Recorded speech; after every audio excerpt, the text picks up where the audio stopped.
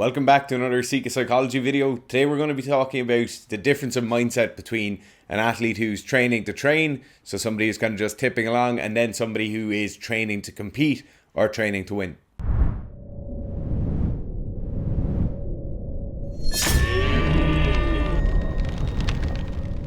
So a lot of us have it in our head that we want to be training to compete, training to win, training to kind of win national records, win world records. But in fact, most of us are training to train, training to be better athletes, training to be stronger, faster, and more powerful. There's a huge difference, though, in the kind of mindset and how we moderate our own thoughts, how we moderate our actions if we're just training to kind of tip along and get slowly better versus those of us who are training for specific timelines, training for specific goals. Now, there's a lot of similarities between these two groups. So most of us who are just kind of training to train, we'll still set boundaries, we'll still set goals. A lot of the time we'll be thinking in short-term, medium-term and long-term goals. We'll also have these goals of being better athletes. So even if I'm just tipping away in my local gym, I'll still want to be in good shape. I'll still want to move well. I'll still want to lift bigger weights. But it's a different path altogether from the person who is in a kind of competitive structure. We might have multiple competitions throughout the year. We might have a league of the kind of different matches or different games we're playing in. In terms of the mindset of each of these athletes, there's definitely different groups we can talk about or different areas of mindset we can talk about. So the first thing is our kind of attitude around programming, our attitude around training and how we plan our training. If you look at the person who is training to train, which I'm sure a lot of you guys will be, the main kind of focus of our training will be a concurrent periodized plan. So we're tipping away, we're slowly bringing up all of those silos, we're getting stronger while we're getting faster, while we're becoming more powerful, getting better flexibility, getting better stability, better range of motion. For a lot of the competitive athletes, they're going to have a much more block periodized training plan. So they're usually going to have a set off season, a set preseason, a set in season. Most of the time, they won't get to pick and choose when those seasons are. A lot of the time, it will be dictated by the competitive structure, by the national federation, and by just when the competitions are tending to be falling. In terms of the technical aspect, then, if we want to take that as the next kind of aspect of this, how we think about our technique and how we focus on technique is very different if we're a competitive athlete pushing for certain records or certain numbers versus somebody who is training to kind of enjoy training and become better at the sport. Usually what we'll see is that competitive athletes will have a much more quantitative approach to how they go after technique changes, right? So if it's a snatch and we're altering something in the first pull for that athlete, they're only going to be concerned about quantitative facts, right? Is the barbell moving straighter? Is the 1RM of the lift going to go up in 4 weeks? Are they going to get more speed then during the second pull? Are they going to get under the bar faster? So all these things, they're thinking about quantitative outcome facts that they're really concerned about if they're going to make a technical change to the lift. For the athletes who aren't training for competition, a lot of the time what we're going to focus on is a more kind of qualitative approach. Did that lift look better? Was that technique more aesthetic? Did that lift appear to be smoother? Was there a better tempo throughout the lift? So it's not like these athletes who are training to train and they mightn't compete really regularly. It's not like they don't want bigger numbers, but they usually go about it or they kind of chase those bigger numbers in a slightly different way. The next thing then is injury, what happens when we get injured, how we view injuries. And there's definitely two very different camps here between the athlete who's training to compete and training to win versus the athlete who's training to train and training to get better.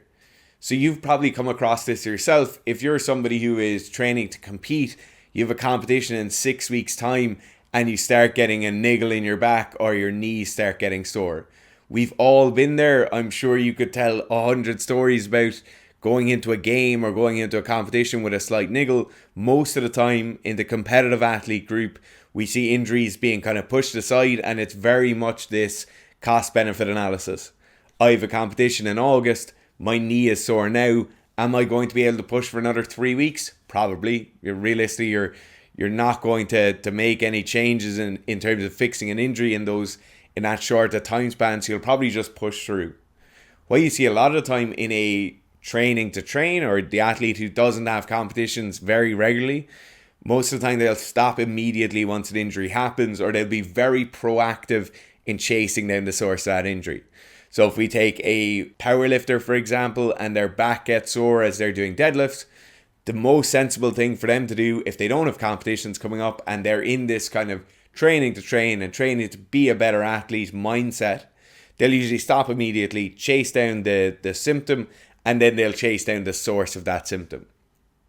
Which of these is better? Well, that's really up to yourself. We're going to talk about in a minute is kind of what each of these groups can learn from each other.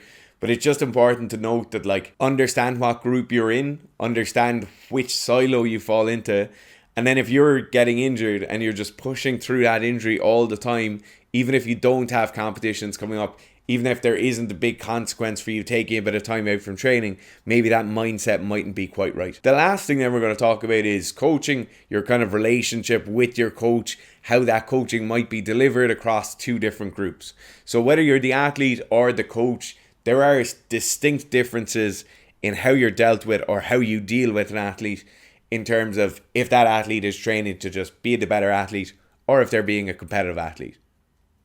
In terms of the relationship with a competitive athlete, what you usually see is a very authoritarian dictatorship-like relationship. Usually the program is stuck to. There might be some alterations in the case of a misloading, a progression not being followed exactly. There might be alterations if the athlete has a niggle or if the athlete isn't able to effectively recover. But most of the time, what the coach says is done immediately. That goes for loading, that goes for different blocks, that goes for different periods, that goes for what competitions you do. That also goes for changes or alterations in technique or changes and alterations in training frequency, volume, loading, all of that stuff. What you tend to see in the training to train example is most of the time it's a kind of collaborative relationship with a coach. So the coach and the athlete work together an awful lot more. There's an awful lot more kind of toing and froing. We might try something and then change and try something else. In the case of the technical model, you might try multiple technical models over the course of a 2-year period and see which one works. Then it's this collaborative process with the athlete. I think this worked. I think that didn't work. I think this didn't work. I thought that worked. Most of the time what we see is there's not as much on the line, so you can make these kind of changes. You can try different things. This isn't necessarily better or worse than the dictatorship, non-collaborative approach. In fact, there's a reason competitive athletes will go with the non-collaborative approach, because most of the time the coach has a lot more knowledge in the area and they're also able to be an awful lot more independent. They don't have all of these kind of emotional attachments to different things the athletes might be thinking. So oftentimes the dictatorship approach, although less enjoyable, is a lot more successful for the athlete. So what can these two groups learn from each other? What can a competitive athlete glean from the mindset and the approach of a non-competitive person who is training to train? They're training to become better. They're training to have better technique. Well, I think the first thing is just around our approach to injury, our approach to rehab, what you're going to do when you start feeling a niggle, are first 2 or 3 steps of the rehab process. Granted, it's not always an option for an athlete that they're just going to stop training, stop doing the thing that's causing them to be injured if they have competition in a few weeks. But the general mindset of, I'm not just going to go after a symptom of an injury, I'm going to go after the actual cause of an injury. So if the symptom is knee pain, the cause is squatting volume or squatting loading, most of the time a competitive athlete will just ice it. They'll take some anti-inflammatories and they'll just keep going. In fact, it might be better to say, okay, is there an alteration in squat volume or squat loading here that could be beneficial for me? The next thing I think a competitive athlete could learn from this kind of more recreational athlete would be that kind of collaborative coaching style. So it mightn't be in season, it mightn't be when they have competitions coming up with a number of months, but definitely in that kind of off-season period, in that kind of cruising period, athletes and coaches can work together an awful lot more. there can be an awful lot more toing and froing. There can be sharing of opinions. There can be difference in opinions that's really, really good. It works great for both the coach and the athlete. And I think it's definitely something that competitive athletes could do it more of, being a small bit more introspective, looking outside or looking from the outside into themselves, rather than it just being this kind of one track mindset, this first person shooter style mentality where you're just thinking about what you feel like during each session and not really taking a broader view of your athletic progression overall. In terms of those athletes who are recreational athletes, they're training to train, they're training to get better overall. What can you learn from looking at a competitive athlete? Well, look, the first thing you can learn is just learning how to push a small bit harder. You can learn that cold-hearted mindset a small bit more, where you stick to timelines. You stick to deadlines. If you say you were going to max out at the end of July, you go and you max out at the end of July. If you say you're going to take an off season, you're going to take an off season and don't keep pushing. So I think that's one of the main things that if you're one of these recreational athletes and you're used to saying, oh yeah, I'm going to do X or I'm going to do Y, I'm going to do this in-house competition, or I'm going to max out my lifts at the end of this training cycle, whatever it is, or I'm not going to max out my lifts until the end of this training cycle. That's something you can definitely learn from a competitive athlete. It's something you can really get a better mindset around, like get your head sorted that you're not going to max out every 2 or 3 weeks. You don't need to deload every 6 weeks. You can just push that small bit harder. The second thing, and probably the more important thing you can learn from looking at a competitive athlete, is stop the kind of paralysis through analysis that happens when people are either coaching themselves or they're kind of in a non-competitive environment where they're just slowly progressing. They kind of cruise along for a long time. It might be an uber concurrent plan where they never really deviate from the plan in any way. They don't push volume, they don't push intensity. They just kind of tip away slowly for years, and suddenly they've been weightlifting for 10 years and they still haven't PB'd in the last 6 years. If you're in that case, right, it's very, very likely you're looking inward too much. You're analysing everything too much. You're being too qualitative. You're really focusing on the tiny little minutiae of the plans. That doesn't really matter.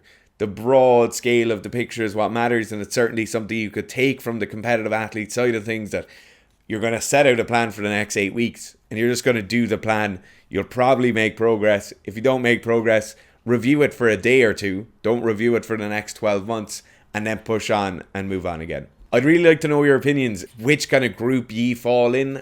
So I know in the listenership or the viewership of this and of the podcast, we have both athletes. If you're somebody who's kind of transitioning from one into the other, right? So if you've been competing for a long time, you're transitioning into training, or if you've been training to train for a long time and you want to get into competition, pop some of your opinions down below. I'd be interested to see what you feel like. Did you focus more on qualitative stuff? Did you focus more on quantitative stuff? Were you working together with a coach, or was the coach kind of just dictating to you what you needed to do? Pop those below in the comments. We'd be really interested to see what your opinion is on that. So just before you go, if you're interested in any of the coaching services, be that one-to-one, be that programming, or be that a 1 hour long consultation with myself and Gerf, just follow the link below. It'll bring you to sikastrength.com and you can find out all the details there.